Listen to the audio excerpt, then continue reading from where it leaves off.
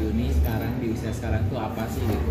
Oh iya, basic skincare saya itu semuanya karena ini mengandung probiotik, saya cari yang aman buat yang di usia saya.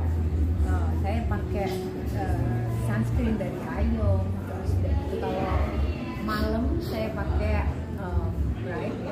bright complexion, terus juga itu pakai spot treatment, terus tambah moisturizer, terus cleansing pembersihnya, sabunnya, sabun powder, semua pakai Ayong.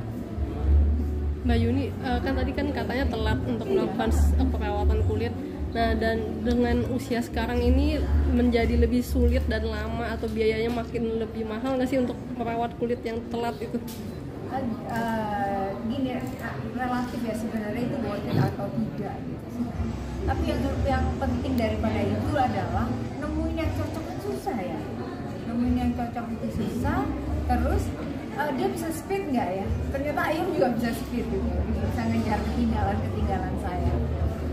Terus selanjutnya kalau misalnya pas saya lagi nggak dandan apa segala macam, bilang saya ngerasa kulit saya sehat, alhamdulillah. Jadi mungkin orang bilang, lu kayak banyak kan yang bilang mungkin saya awet muda, saya nggak dimudah-mudahin itu apa namanya, emang saya kecil, emang kayak gitu. Dulu memang ada yang bilang dulu pakai lidah buaya, memang betul karena saya malas treatment itu, saya memakai lidah buaya. Namun lidah buaya juga baik gitu. Tapi ada skincare yang sekarang saya pakai itu namanya Ayong. Berarti untuk merawat kulit sendiri itu penting ya sekarang? Iya, terutama kamu mungkin kamu sudah harus. Iya. Seberapa sejak usia berapa sih kalau boleh tahu? Kan kalau masih rata-rata masih bisa harusnya sejak kapan sadar untuk skincare merawat kulit? Sebenarnya harusnya kita udah preventif, karena kita udah tahu kan, oh lingkungan kita berubah, bumi makin panas, polusinya makin parah. Jadi kita mau cegah nih, jangan sampai kita kena imbas. Kalau dulu kan masih baik-baik aja, kan? Lingkungan. Jangan sampai jadi cepat rusak, lebih cepat rusak dan nanti masa tua kita jadinya kita repot sendiri. Terus akhirnya obat kan buat apa? Kita punya kualitas hidup yang nanti tuanya kan kita maunya lebih enak ya. Dengan kita pilih bijak dari awal dan kita udah menerapkan segala sesuatu yang balik lagi mau memahami kayak begini, kulit kayak begini, ya udah sejatinya kita berikan saja yang naifnya aja ya, yang naif yang dibutuhkannya, bukan yang kita mau, yang dia butuhkan, bukan yang kita mau. Mbak Yuni ini paling bermasalah apa nih kalau boleh tahu? Di wajahnya? Di wajah enggak, saya cuma salah itu kan yang paling parah. Mbak agak sini dong Mbak biar. Gak apa-apa kesana aja. Ya, masalah saya itu adalah saya harus mengikis flek saya pelan-pelan gitu. Terus udah gitu adalah masalah yang kemarin tuh saya tuh share aja, pengen kasih tahu ke orang kalau misalnya saya di Instagram, walaupun saya jadinya dimaki-maki. Saya mau share bahwa ternyata kalau Anda orang-orang yang takut melakukan tindakan operasi atau misalnya takut facelift dan lain-lain, ternyata ada solusi di Dr. Olive karena leher memang tidak bisa bohong untuk usia saya, ya kan? Usia saya pasti tidak bisa bohong. Saya nyanyi, leher saya tipis, terus sudah gitu kecil gitu, otomatis ini saya ngomong dikit gini aja, itu pasti akan gitu. Dr. Olive pupuk leher saya jadi apa? Lebih membal gitu, jadi apa? Jadi ada kita dirawat, jadi diisi kayak dipupuk gitu loh. Pakai apa sih?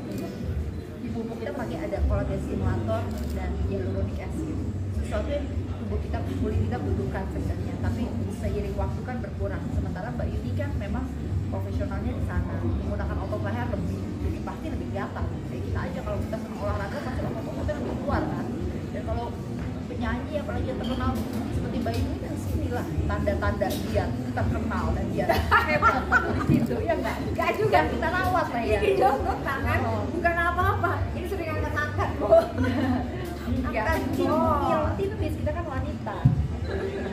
Ya, tapi itu kan benda asing, maksudnya masuk ke leher. Tidak. Seberapa Bukan benda asing ya? Oke, tapi seberapa yang amannya memang boleh tahu? tubuh kita memang punya dari dulu. Jadi biological product, bukan benda asing. Kalau benda asing, dokter juga preferensinya nggak ke sana. Seperti misalnya ayam kan, kita bisa aja pakai obat, pakai pewangi, warna, ada alkohol, deterjen, tapi kita memilih tidak. Ada cara-cara yang lebih akrab di kulit kita dan di tubuh kita. Jadi mereka happy nerimanya. Mereka itu sesuatu, kalau ilmu itu digunakan, ilmu kan udah makin lama makin luas dan dalam. Akhirnya kita mengetahui, oh bisa ya. Selama ini kita nggak ketahui, makanya kita nggak tahu, terus kita nggak terbuka. Dan ilmu kan makin bertambah. Kita akhirnya paham, oh kita bisa ya merawat lebih dalam. Nah, nggak dalam deh. Jadinya seakan-akan seperti memundurkan waktu ya. Lama-lama vitamin loh dicicil. Tapi itu sekali tindakan langsung berubah ya? Ada Dok, atau pasti. gimana? Kalau kita tepat, segala sesuatu kalau gitu tepat, iya nggak sih? Ada kan? Ada efeknya. Zep gitu langsung kayak Berapa kali jadi harus melakukan itu atau? oh, lama. Nggak maksudnya nggak berapa bulan, berbulan-bulan gitu terus baru dok kayak saya nyanyi udah ini apa kan kita kalau ini kan jadi kelihatan apa namanya frekuensi kita kerjanya itu kalau misalnya padat dan panjang